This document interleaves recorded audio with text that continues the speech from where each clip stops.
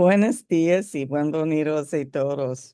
Good morning and welcome, everyone. Welcome to a community that is dedicated to providing spiritual tools for living a happy and full life. My name is Karina Shear, and I am the spiritual director and founding minister here at the Center for Spiritual Living Puerto Vallarta. If you would like to join us for the live Zoom meeting, please contact me for the link and the password, or go to our website, www.cslpv.org, and you'll find the links on both the landing page as well as on the weekly talk section. So Happy New Year, everyone. Today is the first Sunday of the new year, January 4th, 2026. And our new theme for this year is Open at the Top. The topic for this month is Ancestral Wisdom and New Thought. And the topic for this week is Divine Mind and Maple Sugar. The suggested book for reading this month is Braiding Sweetgrass: Indigenous Wisdom, Scientific Knowledge, and the Teachings of Plants and Milkweed. This is written by Robin Wall Kimmerer. So at this time, I would like to once again truly welcome everyone, including those that are new to our teaching and to our center here in Vallarta, whether you're watching it on the replay or joining us live. So each week, we teach a philosophy that honors all faith traditions. No matter what path you are on, know that it is the right path for you. And please know that each and every one of you is welcome here. As I mentioned, we do teach a philosophy, and it's called the Science of Mind. It's a teaching based on new thought and ancient wisdom, where we offer spiritual tools and principles and practices to promote personal growth. We offer we honor diversity as well, so that everyone can feel welcome here. When Dr. Ernest Holmes founded this teaching, he had studied both Eastern and Western spiritual texts in order to create the Science of Mind, which focuses on the individual use of this powerful thing called the mind. So each week we offer the service with an inspirational message, and we meet on Zoom at 10 a.m. as well as in person at 12 noon. And as you may already be aware, we have found a new location that we gather in person. And I'll tell you a little bit more about that at the end of this talk. So as we do each week, let's review our purpose, vision, and mission statements.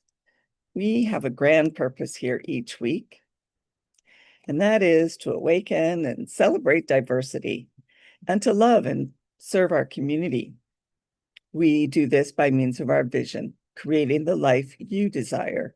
And this is supported by our mission to provide spiritual tools for personal growth and transformation. And now we will continue with our opportunity to read from the Creative Thought magazine for our affirmative prayer for this week. And just to remind you that the Creative Thought magazine is no longer in publish. So I'm reading from the January 2014 edition. And so today is Sunday the 4th. So I will actually be reading from Saturday, January 4th, 2014. And just a reminder that affirmative prayer or spiritual mind treatment, as it's known as, is always done in the first person. So I invite you to just gently close your eyes and take these words as your own, if you so choose. There is only one ultimate cause, God as law of mind. It is perfect in every way, being infinite goodness as every aspect of life. This creative source resides in, through, and as me, bringing forth a completely fulfilled expression. I am immersed in the qualities of God, living the spiritual truth of my innate God nature, being the reflection of absolute perfection. I trust in this goodness of my God thinking, knowing, and appreciating a joy-filled experience in every particle of my being. This is my starting point in consciousness. I no longer entertain thoughts of limitation or negativity. Instead, I accept only God within me as the presence I am. My consciousness is completely aligned with the power of good. Therefore, divine harmony is always revealed as my unique gifts and talents. I am flowing forth in the spirit of love, joy, and peace. My gratitude for this awareness is boundless as I understand and celebrate my life. I have complete faith in the natural process of my spiritual identity, knowing that it is the only reality behind everything. Goodness is being me. I let go my word to law, and so it is. And that was originally submitted by Reverend Hollis Whitting from Monterey, California.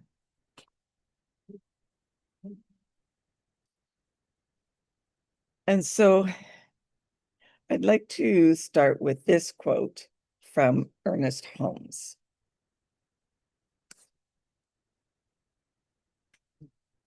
He said, "Nature has awaited our journey of its laws. As we discover new ones, we use them. We must come to understand their laws, then they will obey us." Ernest Holmes wrote in Can We Talk to God? So, in the first chapter of the Science of Mind textbook, we learn about the thing itself, a creative mind within which we all express. An aspect of the oneness in the divine is that we are each fully supported. When we have strong intention, the entire universe conspires to make things happen through the power of the law. And this quote reminds us that this mind supports not only ourselves, not only our individual wants and the callings of humanity, but it also supports every aspect of creation. The same divine synchronicities that are unfolding in the lives of people are also being expressed through squirrels, trees, even the weather. This mind that governs everything, along with the indigenous wisdom of the Potawatomi people, invites us to expand our understanding and conviction and connection to the great web of life. Ernest Holmes said this: "The very power by which you bring negative conditions into your experience is the very power by which you can also bring good conditions. Ignorance of the law of mind excuses no one from its effects."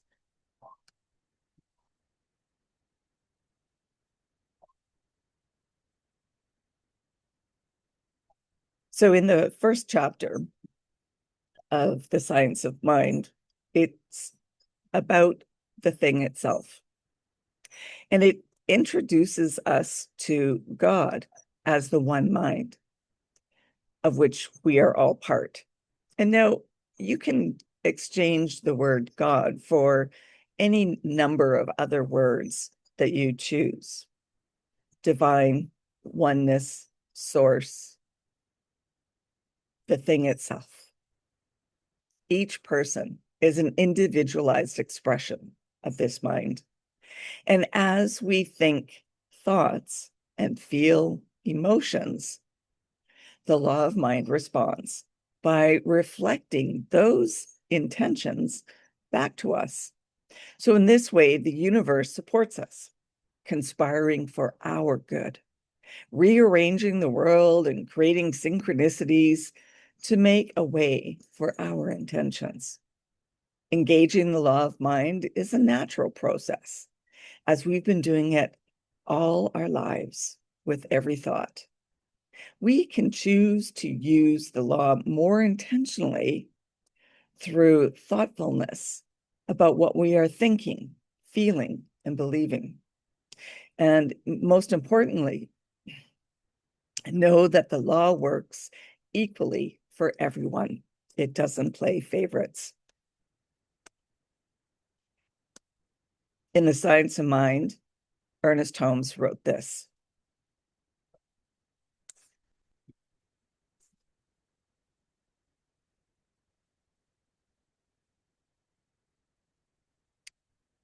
the very power, let me just double check that I didn't miss one.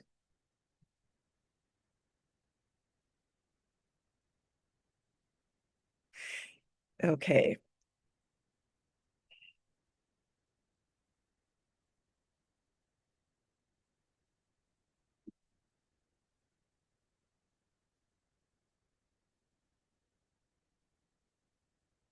The mind which we discover within us is the mind that governs everything.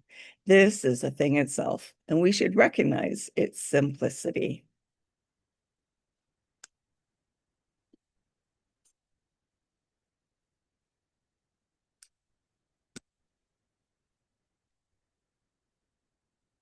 So this week we are talking about the sugar maple moon. And this month, our theme of the ancestral wisdom, New Thought, invites us to discover how Indigenous ideas can deepen and expand our science and mind beliefs. Sharing the maple sugar moon story, we learn that the Potawatomi people, who are the Indigenous people native to the shores of Lake Michigan, they also believe that all are one. And while the science of mind specifically includes all of humanity in the oneness, the Potawatomi deepens this concept to the interconnectedness of all that is, every plant, animal, and natural object included.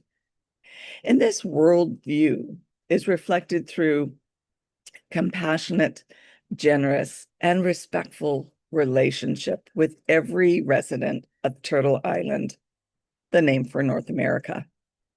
As the one mind governs us all, it supports us all through the law of mind. The synchronicities of life appear through all of nature. And it's not just for people, but truly for all creation. Ralph Waldo Emerson said this: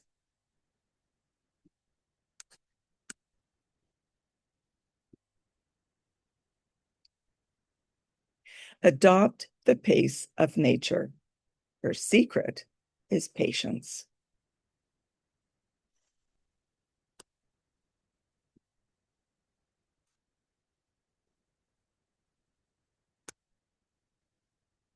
And that brings us to the synchronicities in the unity. And our experience of life is expanded when we are consciously aware of our connection with all creation. While we are each fully supported by life, we can also be part of the support that ripples outwards. The law rearranges to manifest the world to make a way. And it's important to remember that we are a part of the manifest world.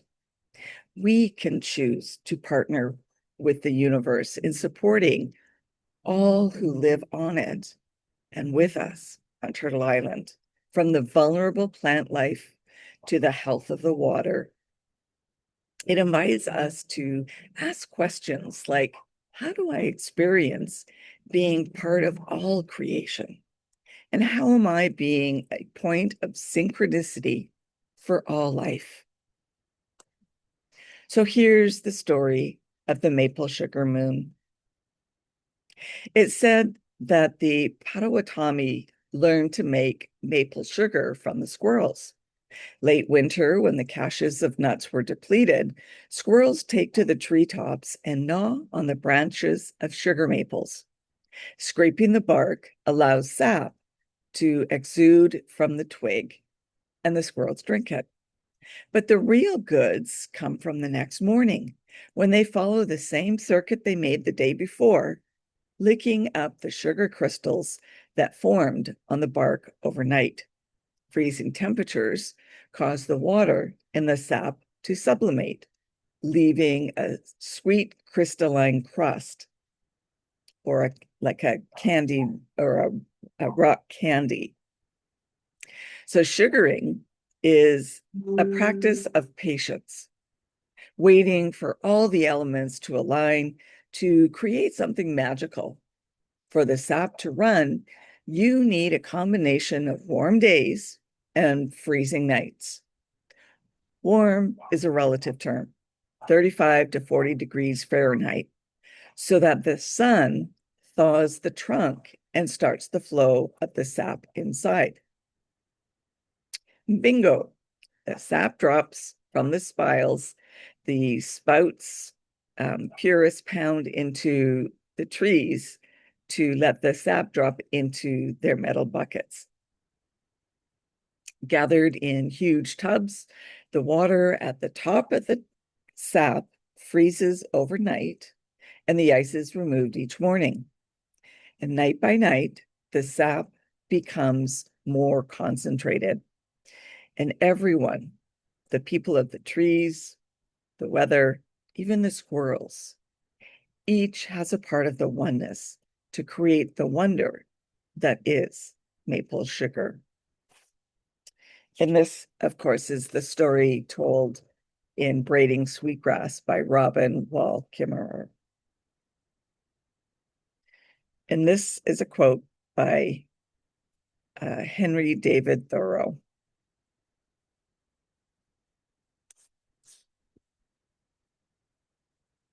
Live in each season as it passes. Breathe the air, drink the drink, taste the fruit, and resign yourself to the influence of the world.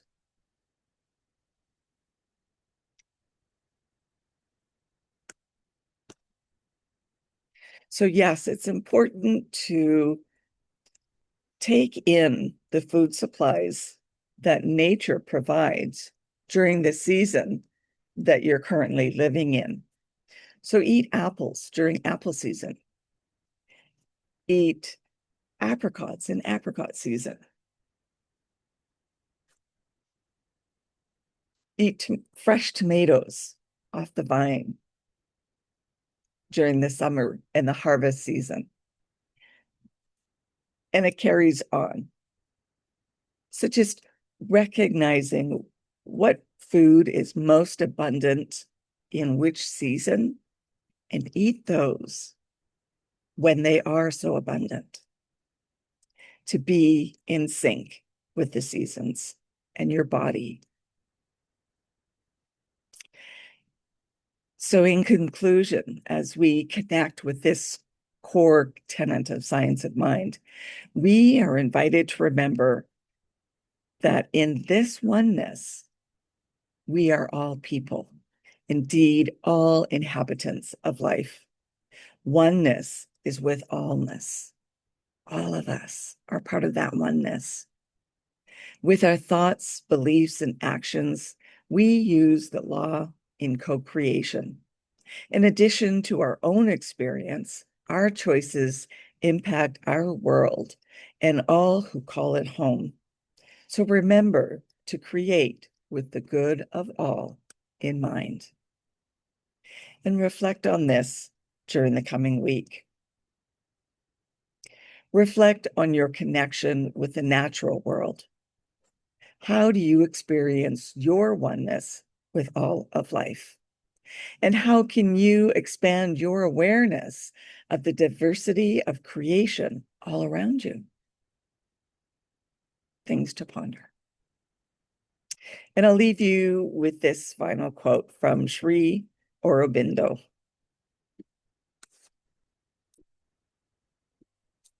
There is a consciousness that knows itself as one with all that exists, and it is this consciousness that creates, sustains, and governs the universe. And that brings us to our affirmation for the week. I am one with all creation, supported powerfully by spirit. So now it's time for updates here at our center. And as I mentioned at the top of the meeting, we are now meeting at our new location of the Living Room Bookstore and Cafe in Cinco de Diciembre. And we are meeting on the back patio. So this location is now updated on our website as well. If you are interested in learning more about the Science of Mind teaching, we do offer courses via Zoom and in person. So check with me or check with our website to find details of upcoming classes. And there's also a survey for your input on upcoming courses, book studies, classes, whatever you are interested in. So please complete that and submit it so that we can make arrangements for those as well.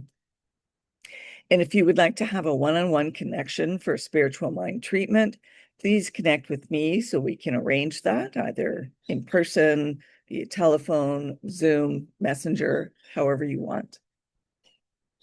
And if you would like to become a committed member of the Center for Spiritual Living Puerto Vallarta for this current year, as membership does renew annually, or if you would like to be on our board of trustees, then please contact me to be sent the updated version of the forms. I'd also like to remind you to like, comment, and subscribe to our YouTube channel and Facebook page, as well as on Substack. So if you would like to be on Substack with us and don't know how to find us, let me know and I can help you there. And so now it is our time for mindful giving and support of our spiritual home. We rely on your support to continue our center here in Puerto Vallarta so that we can continue offering this powerful teaching of the science of mind. We bless the financial gifts that you give, no matter the amount. And donations can be made either in person or online through our website, www.cslpv.org. And you'll find the donate buttons for both PayPal and Tithely on our landing page, as well as on the page where you find the weekly talks. And yes, you can still send in a paper check by addressing it to CSLPV 403 2125 Birch Road, Kelowna, BC, V1Y 8N1. And now, if you would like to join me with our offertory affirmation and repeat after me. I know that my giving blesses and multiplies all that I am, all that I have, and all that I give and receive. I do give eternal thanks for the abundance that is mine to share. So thank you for coming and sharing this time together. And let's continue practicing peace every day. We can each be a force for peace and nonviolence Our words and our actions create ripples of peace all around us and beyond. Peaceful living includes acting with compassion, kindness, and consideration. And it also includes standing up against injustice. And today, more than ever, we need to stand for peace. So hug your friends, your neighbors, and your loved ones. May peace and love be with you. Blessings to all. Namaste.